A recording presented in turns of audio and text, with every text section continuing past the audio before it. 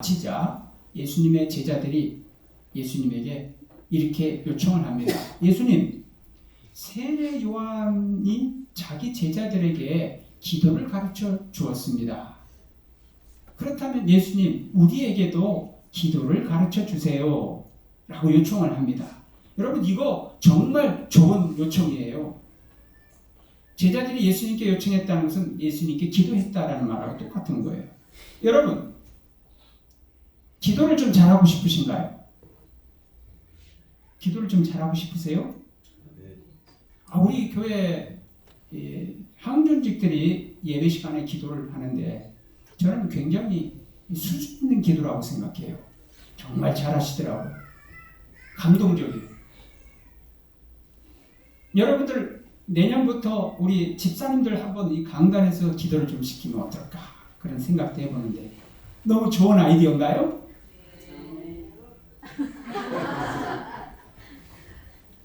그래서 여러분들이 대표 기도할 때에 이 기도에 여러분들이 마음을 담아서 같이 기도를 하세요.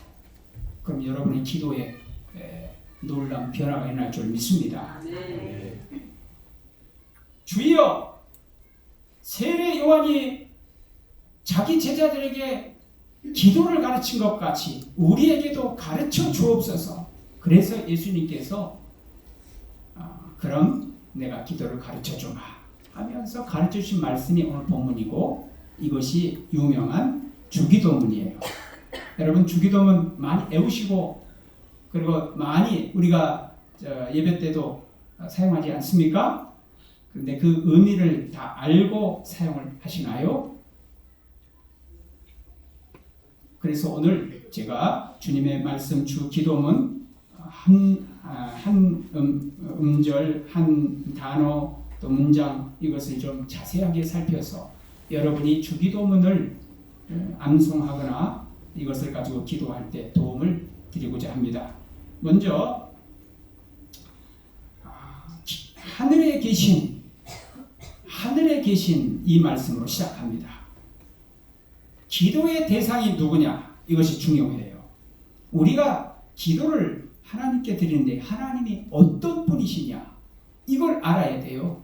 이 하나님은 처음에 어디에 계신다? 하늘에 계신다. 우리가 보이는 그 하늘이 아니고 영의 세계입니다. 이 하늘이라는 것은 무엇인가 하면 사람이 닿을 수 없는 초월적인 그런 존재다. 그런 말씀이에요. 하나님은 시공을 초월해서 이 세상이 아닌 이 엄청난 놀라운 초월적인 존재로 계신다. 하나님께서 그런 어떤 하나님이 계신 처소를 표현할 때 하늘이다 이렇게 표현해요. 하늘에 계신 그런 하나님은 초월자시다 그런 뜻이에요. 기도할 때 이 구약 성경 때는요 하나님이 굉장히 무서운 분이셨어요. 거룩한 분이셨어요. 그래서 기도할 때 두려워 떨었어요. 그런 것처럼 하나님은 초월에 계신 분이시다. 그런데 두 번째로 우리 아버지다라는 거예요. 하나님이 멀리 계신 것 같은데 우리 아버지 했을 때는 굉장히 좀 가까워 보이는 것 같고 또 친밀감이 있지 않습니까?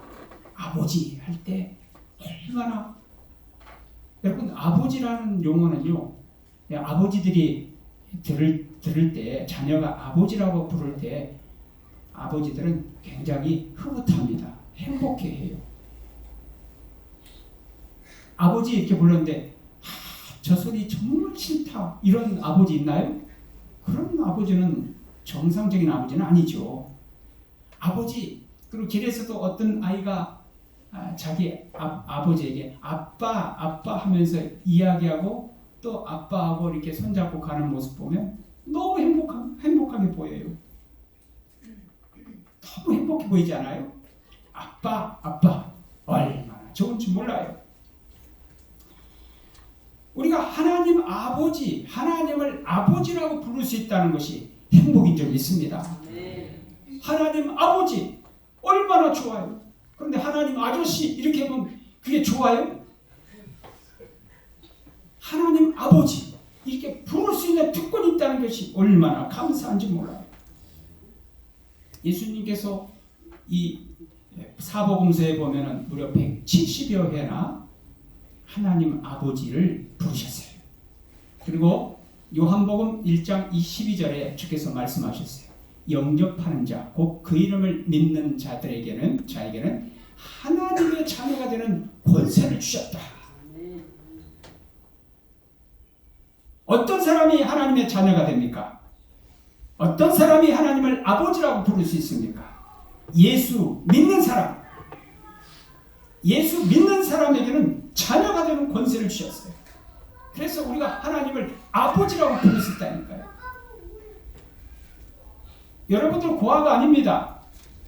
여러분들에게 아버지가 계십니다. 하나님 아버지. 우리가 기도할 때 아버지라고 부르면 하나님이 기뻐서 급히 달려오십니다. 아버지 얘기하니까 우리 조아라 옛날에 에피소드가 생각나는데 우리 요현옥 집사님이 눈물을 흘리면서 아버지 이렇게 울고 있으니까 아라가 그 앞에 와가지고 왜 울어? 아빠 보고 싶어? 그랬더니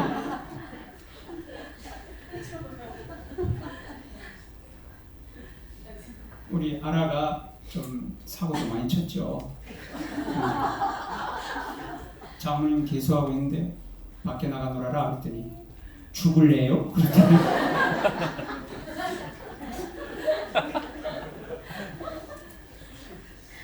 여러분 우리 하나님은 우리 아버지세요.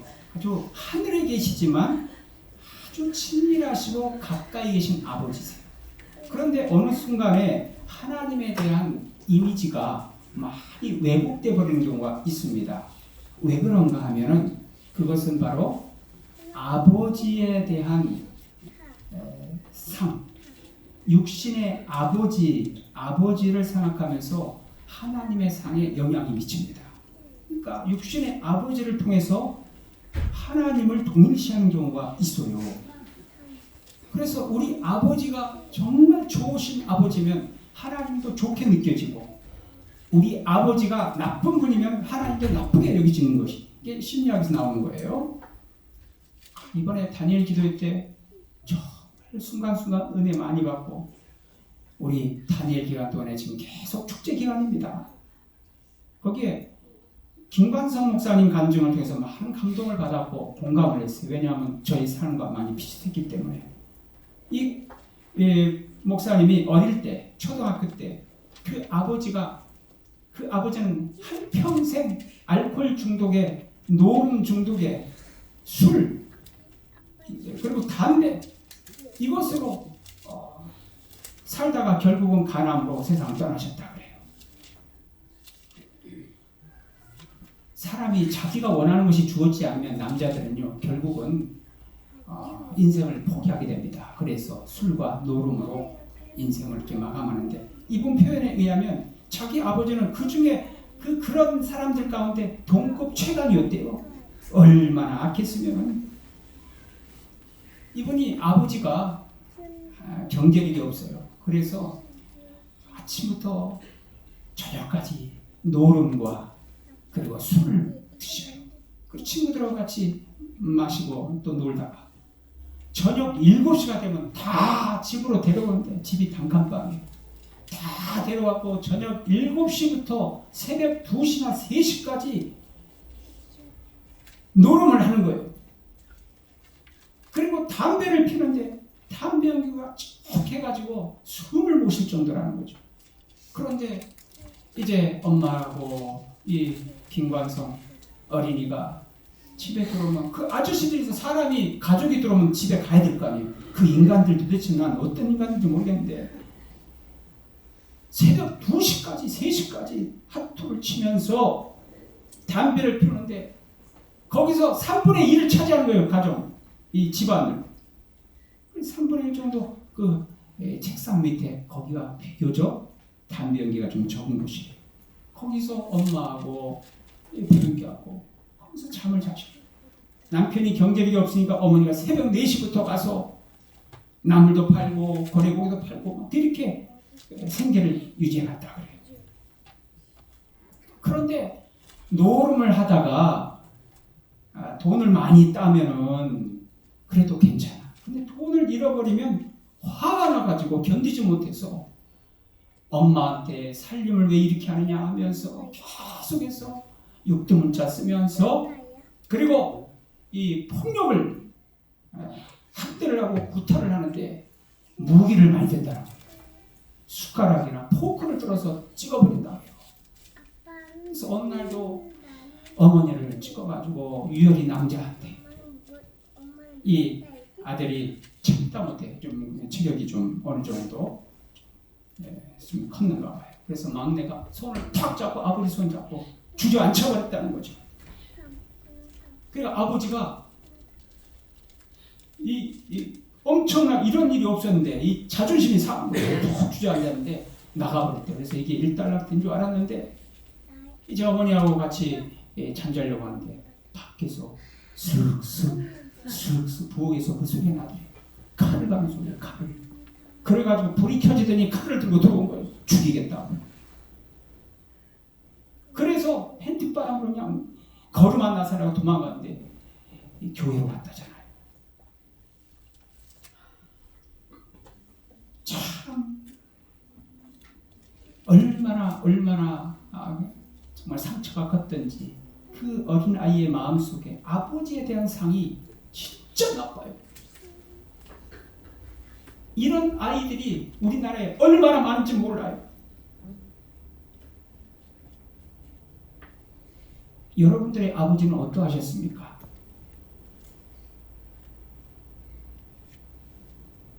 아버지가 어떤 분이냐에 따라서 우리가 예수 믿어도 영향을 받아요. 지금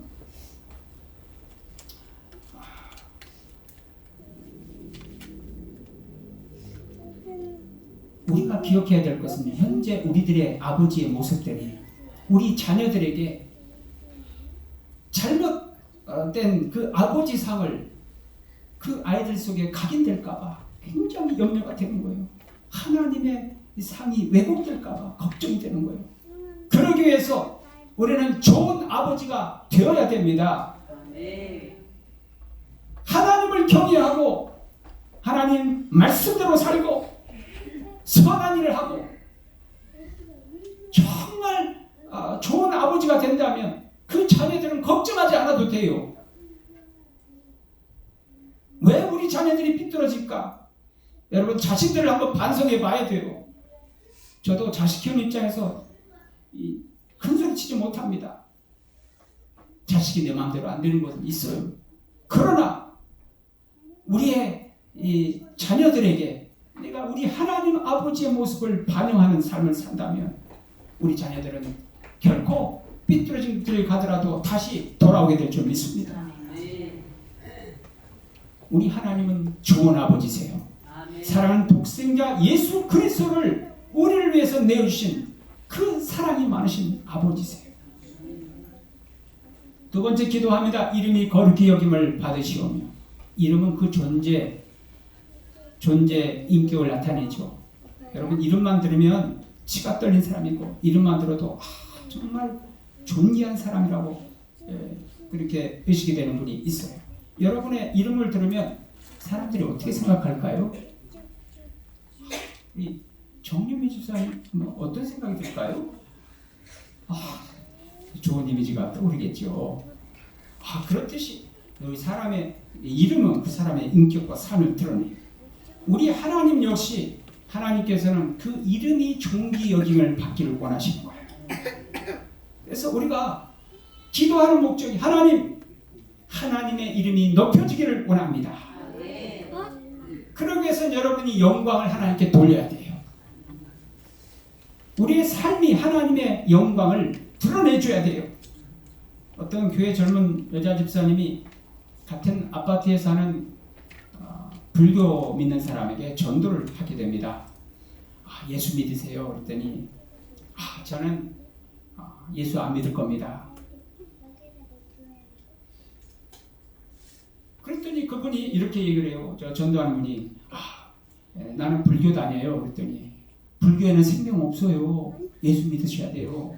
그렇게 얘기했더니 그분이 하는 말이 내가 보기에는 기독교가 생명이 더 없던데요.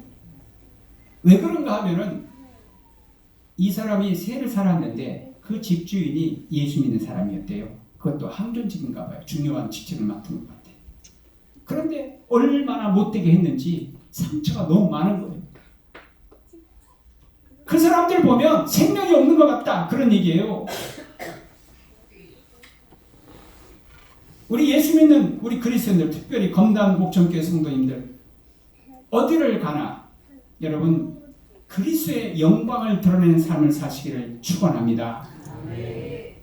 비록 손해 보더라도 하나님의 이름이 있잖아요. 우리 이웃에게도 우리가 좋게 보여야 되는 것이 교회 다니잖아요. 여기 무단횡단하는 분들 없겠죠, 설마? 저한테 걸리면 제가 일주일 금식시킬 거예요. 성경책 들고 무단횡단하지 말라는 얘기예요. 아니 젊은 분들 무단횡단하지 말아요. 살 날이 많잖아.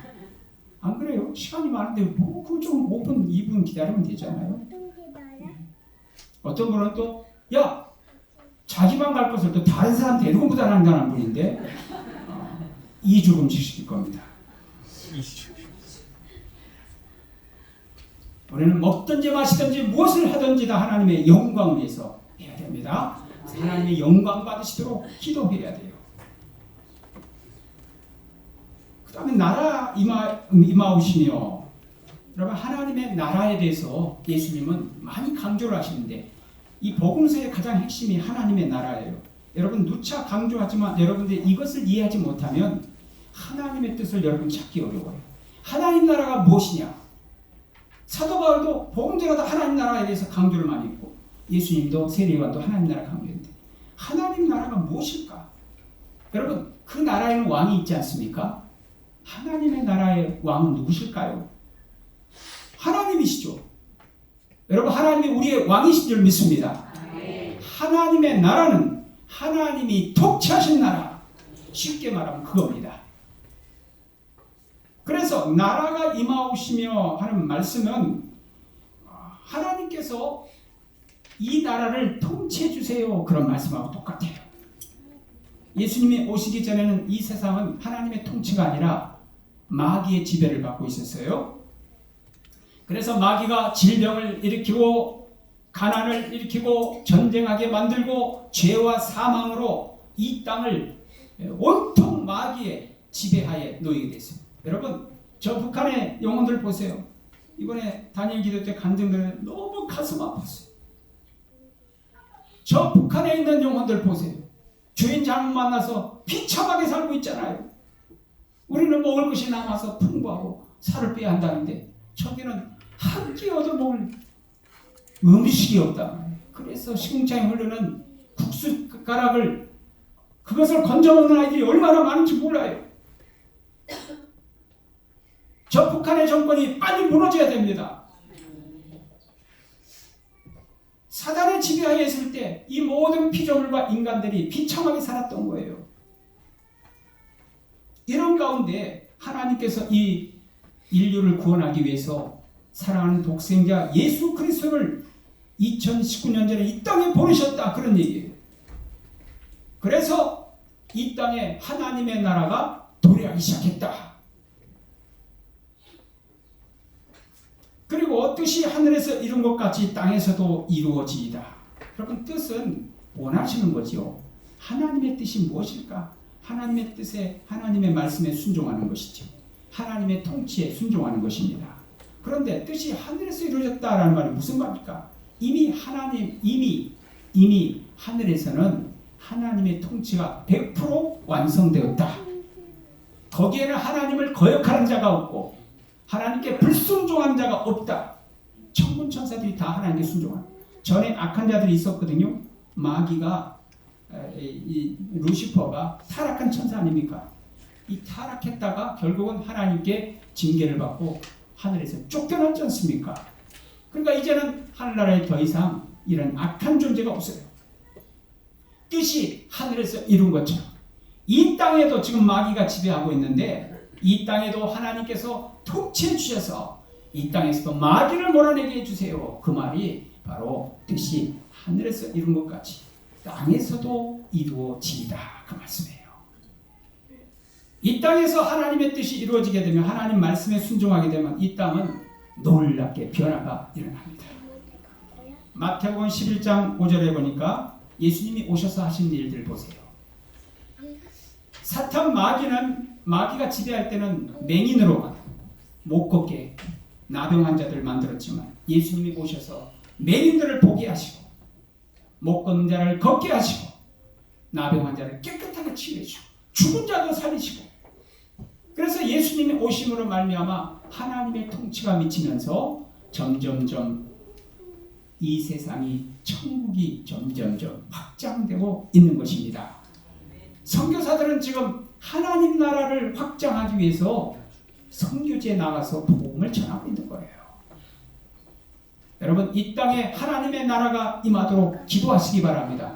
이것보다 중요한 기도 없어요. 너희는 먼저 그의 나라와 그의 의를 구하라 그랬잖아요. 그의 나라를 구하라. 우리는 항상 먹을 걸 구하고 항상 입을 것 구하고 병 낫기를 구하고 하는데 주님께서 이것이 중요하다고 기도하는데 우리는 한마디도 기도를 안 하잖아요. 얼마나 주님의 기도와 우리 기도가 다릅니까?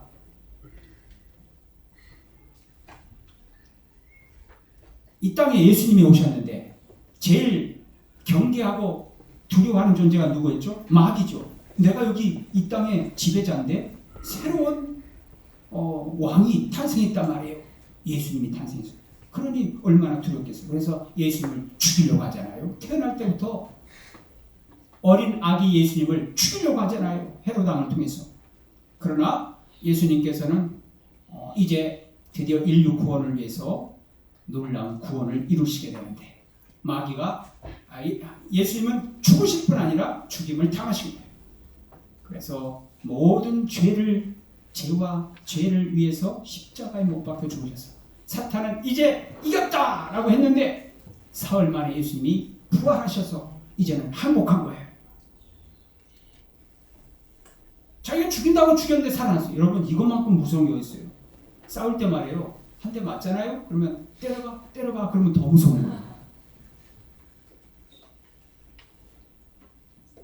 그러니까 결국은 사탄은 항복을 하게 되는데 이제 하나님께서 예수 그리스도 통해서 교회를 세우시고 교회가 점점점 확산되는 거예요. 그러니까 교회가 많아지면 좋아요, 안 좋아져요? 나이트클럽이 많으면 좋아요, 안 좋아요? 교회가 많이 늘어나야 되는 거예요. 그래야 하나님의 통치하신 나라가 이루어진대. 하나님이 통치하신 나라에 뭐가 이루어지는가? 하나님이 통치하시면요, 거기에 세 가지가 그 현상이 나타납니다. 결과 뭐냐면은 여러분도 잘 아시다시피 로마서 14장 17절 하나님의 나라는 오직 성령 안에서 의와 평강과 희락이라. 하나님의 지배를 받는 곳에는 뭐가 있는가 하면 의가 있고 죄가 없는 거예요. 평강이 있어요. 기쁨이 있어요. 그래서 여러분 마음속에 여러분이 하나님의 통치를 받고 있다 하면은 여러분 마음속에 불의가 사라지게 돼 있어요. 옛날에 죄 짓는 거 미워지게 돼 있어요. 그리고 이상하게 난 불안하다, 교회 다녀도 불안하다 하면은 그것은 여러분들 하나님의 지배를 받고 있지 않는 거예요. 하나님 통치를 안 받고 있는 거예요. 그리고 기쁨이 있어야 돼요. 제가 말씀드리지만 우리 검담 목천교회는 정말 기쁨이 넘칩니다. 그래서 우리 교회는 하나님의 지배를 받고 있어요. 여러분 가정도 하나님의 지배가 있기를 원합니다. 네. 여러분 가정에 의와 평강과 희락이 넘치기를 주의 이름으로 축원합니다. 네. 여러분 마음에도 그렇게 되기를 축원합니다. 네. 오늘 우리에게 일용할 양식을 주시고 여기서 일용할 양식이란 말은요 존재하기 위해서 필요한 것이라는 의미가 있어요. 꼭 존재하기 위해서 필요한 것만 구하는 거예요. 이 용어가 부인들이 물건을 사기 위해서 메모를 하지 않습니까? 뭘 사겠다 메모하잖아요. 그 메모한 거. 그래서 오늘 음식할 거 그 메모한 거 꼭 필요한 식료품 쓴 것처럼 그것이 일용할 양식이에요. 그러니까 우리가 너무 욕심 부리지 말고 이틀 거, 3일 거, 일주일 거 할 거 다 한꺼번에 사지 말고 그날 필요한 거 사라 그런 얘기예요. 왜냐하면 여기에는요 하나님께서 개입하신 여지를 남겨놓은 거예요. 그날 하나님이 공급하신 것을 우리가 받겠다 하는 그런 마음이 있는 거죠. 그래서 하나님 오늘 우리가 무엇을 먹을까요? 오늘 우리 식탁에 함께 앉을 때 하나님 먹을 것이 없는 일이 없도록 해주세요 하면서 기도를 하는 거죠. 이런 것은 가난한 나라라든가 또 핍박 속에 있는 그런 나라든 더 실감나게 다가올 거예요.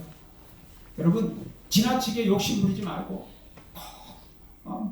필요한 것들만 감사하면서 여러분들이 하루하루 하나님의 공급하심에 감사하면서 하나님을 찬양하시기 바랍니다.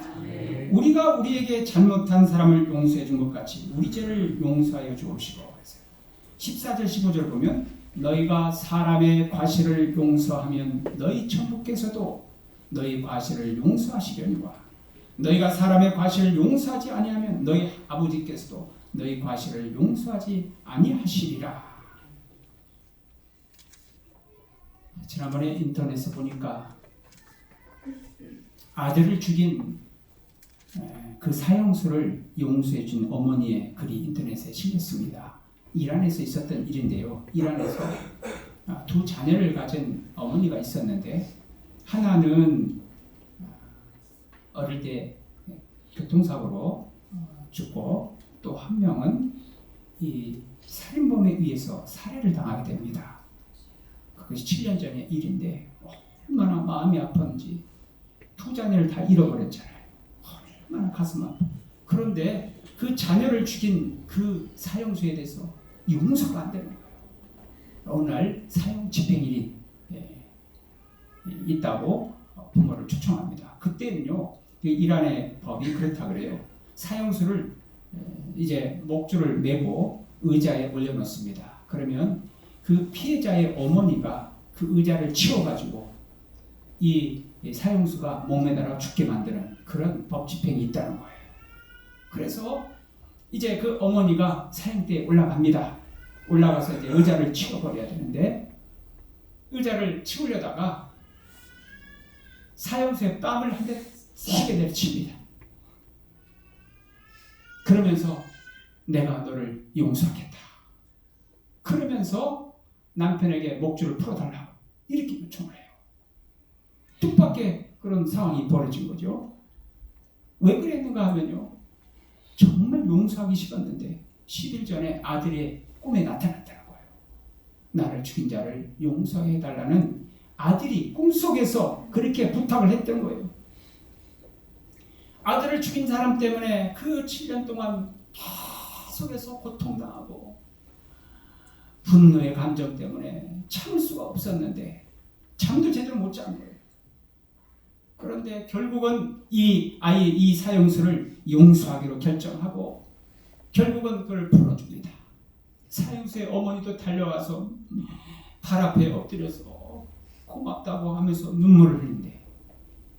똑같은 엄마니까 이러지 마시라고 하면서 위로해주고 그러면서 이제 돌아오게 됩니다. 그분이 나중에 인터뷰에서 이런 얘기를 해요. 뭐라고 하는가 하면 지난 몇 년간 저는 이미 죽은 사람이나 마찬가지였습니다. 그런데 지금은 마음이 평온합니다. 이제 복수심은 내게서 사라졌습니다. 그러면서 이 고백을 했다 그래요. 내 자식 눈에 넣어도 아프지 않는 그 귀한 자식을 잔인하게 죽인 그 사형수를 어떻게 용서할 수 있겠느냐. 그런데 그를 용서해 줬을 때 내 마음이 평안이고 내가 살아나는 거예요. 여러분 하나님께 우리는 원수였어요. 우리가 예수 그리스도 하나님의 사랑하는 아들을 죽인 장본인들 우리 아닙니까? 우리가 사형수예요. 그런데 하나님께서 우리를 죽이지 아니하시고 우리를 용서해 주셨으니 이 은혜에 어떻게 우리가 다 보답할 수 있겠습니까? 그러니 우리가 그 엄청난 사랑 받았으니 다른 사람들을 용서하라는 거예요. 우리가 우리에게 죄 지은 자를 사해 준 것 같이 여러분 우리에게 피해를 준 자에게 우리가 보복하고 싶은 마음이 있지만 우리 하나님께서 뭐라고 말씀하세요? 용서하라. 운전하다 보면 갑작스럽게 차가 끼어드는 경우인데 저도 아찔한 순간이 있었어요. 여자분들 운전할 때 좀 조심하시기 바랍니다. 어떤 여자분이 갑자기 뛰어들어서 하마터면 사고 날 뻔했는데 화가 나요 안 나요? 화가 났지만 참았어. 여러분 이런 일이 많이 있잖아요. 이런 작은 일도 우리가 용서를 하는 훈련을 해야 돼요. 여러분 생각해봐요. 우리는 날마다 하나님 잘못했습니다. 날마다 용서해 주세요. 회개기도 하잖아요. 나만 하나? 다른 분들 회개기도 안 해요? 잠자기 전에 회개기도 안 합니까? 이 큰일 났네. 적어도 잠자기 전에는 하루를 돌아보면서 회개해야죠. 잠자기 전에 안 씻고 주무신 분 손 들어봐요. 잠자기 전에 씻고 주무셔야지. 그런 것처럼 우리 마음과 영혼을 정화시키고 깨끗하게 하면서 회개를 해야지.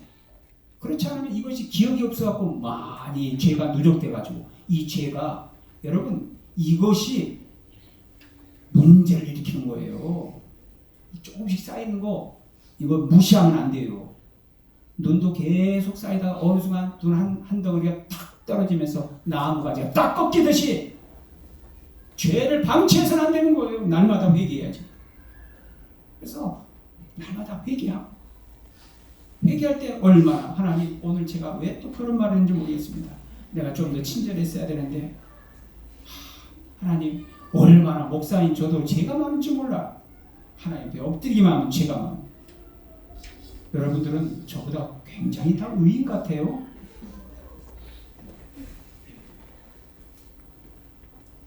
이렇게 날마다 작은 죄도 하나님 앞에 용서해달라고 하면서 차 끼어들었다고 화가 나고 여러분 교회 다니는 집사님들 괴롭히는 못된 남편들이 죄송합니다. 그런 남편들이 있죠. 주님의 이름으로 용서하시기 바랍니다. 모르니까 그런 거예요. 나에 대해서 험담하고 다니는 사람 있을 수 있어요. 여러분 그래도 용서해 주세요. 제가 말씀드렸잖아요. 그 사람이 험담한 것보다 난 더 나쁜 사람이니까.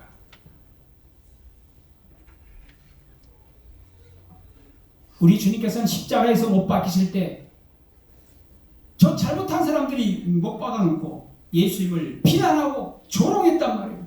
그럼에도 불구하고 예수님은 능력이 있지만 그들에게 대해서 저주하지 않으시고 당장 풀고 내려와 나 도저히 못 참겠네 하면서 내려와가지고 그러지 않으셨어요. 우리 주님 끝까지 참으시면서 아버지요 저들을 사하여 주옵소서. 자기 하는 것을 알지 못하나이다. 사랑하는 성도 여러분, 우리가 하나님께 용서받기 위해서는 용서하며 살아야 될 줄 믿습니다. 용서받기 위해서가 아니에요. 하나님께 용서받았기 때문에 용서를 해줘야 돼요. 마지막으로 우리를 시험에 빠지지 않게 하시고 다만 악에서 구하옵소서 말씀하십니다. 유혹에 빠지지 말게 해달라 기도하는 거예요. 여러분 어떤 사람이든지 유혹에 넘어가지 않는 사람 자신 있습니까? 마귀는 얼마나 우리 약한 점을 잘 아는지 몰라요. 우리가 어떤 부분이 제일 약한지 알고 있거든요. 그래서 유혹을 합니다. 오늘따라 왜 이렇게 교인들이 많이 안 나오셨어? 유혹을 받아서 안 나온 사람 많아요. 정말입니다. 오늘 파티 일하러 가자. 그럼 예배 나가러 가야 되는데 파티 일하러 가. 오늘 아주 절친한 친구 결혼식이 있는데 오라는 거예요. 하필이면 그 시간이 또 예배 시간하고 11시에 또 되게 1시나 이렇게 할 때도 11시간 되네. 그럼 어떻게 해야 됩니까? 교회를 갈 것이냐 친구에게 갈 것이냐 그것이 문제다. 문제긴 뭐가 문제야. 사탄이 유혹하는 거예요. 그냥 이렇게 말하세요. 사탄아 불러가라.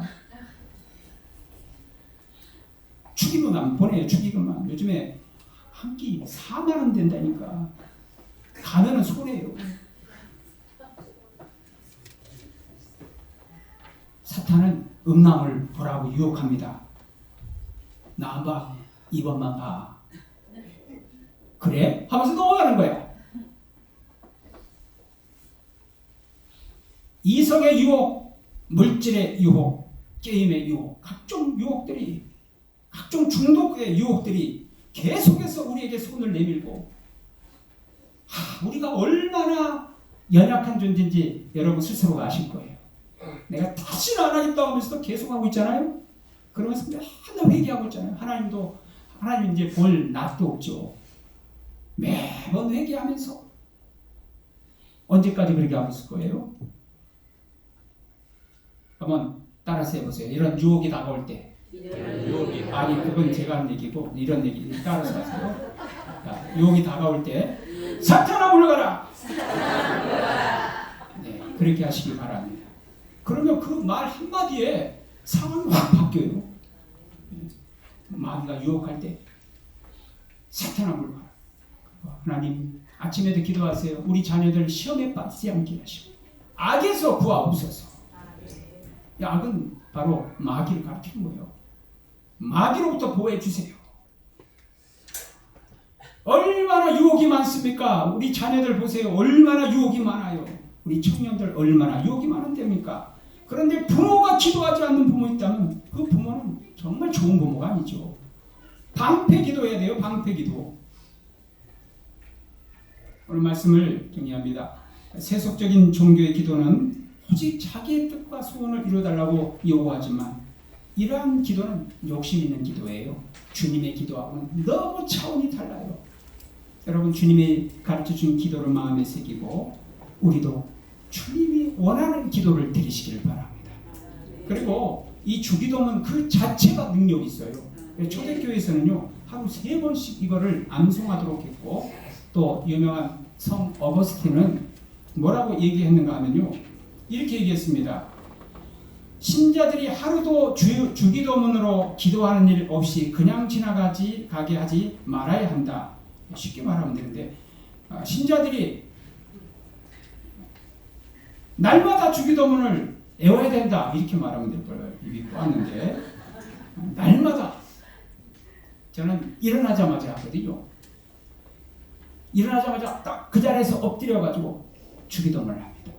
그리고 종교개혁자 마르틴 루터도 신자들은 매일 주기도문과 함께 일어나야 하고 주기도문과 함께 침대에 들어가야 한다, 이렇게 얘기했어요. 여러분, 우리의 기도와 주님의 기도는 너무나 차이가 있습니다. 우리 주님이 가르쳐주신 기도, 거기에는 하나님의 뜻이 있어요. 그 기도처럼 해야 될 줄 믿습니다. 뿐만 아니라 주기도문의 진정한 의미를 알고 기도할 때 우리 하나님께서는 기뻐하세요. 여러분, 아무리 바빠도 전철 안에서 주기도문을 외울 수 있겠죠. 주기도문을 사랑하시기 바랍니다. 기도하는 저와 여러분 되시기 바랍니다. 기도합니다. 하나님, 우리 아버지 감사합니다. 우리에게 참된 기도의 샘플을 보여주신 것 감사합니다. 우리의 기도는 너무나 하나님 이기적인 기도고 어떤 필요만 요구하는 기도였는데, 우리 하나님이 원하는 기도는 엄청나게 하나님이 뜻이 담겨 있고 또 하나님 주님의 원하는 소원이 담겨 있습니다. 주기도문처럼 기도하게 하여 주옵소서. 우리 성도님들이 기도의 체질화가 이루어지게 하여 주옵소서. 예수님 이름으로 기도하옵나이다. 아멘.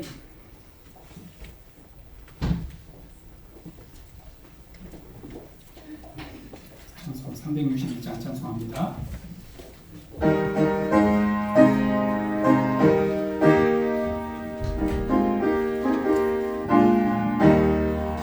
기도하는 이 시간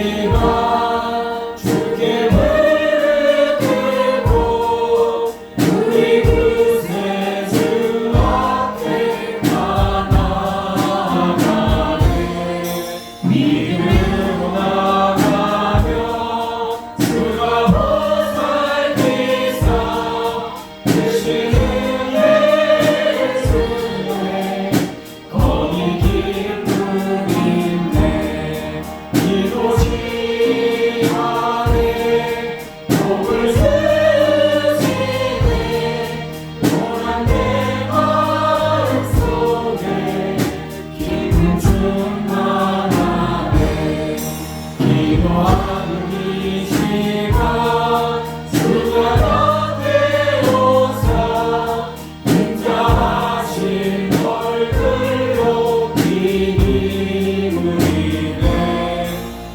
우리 마음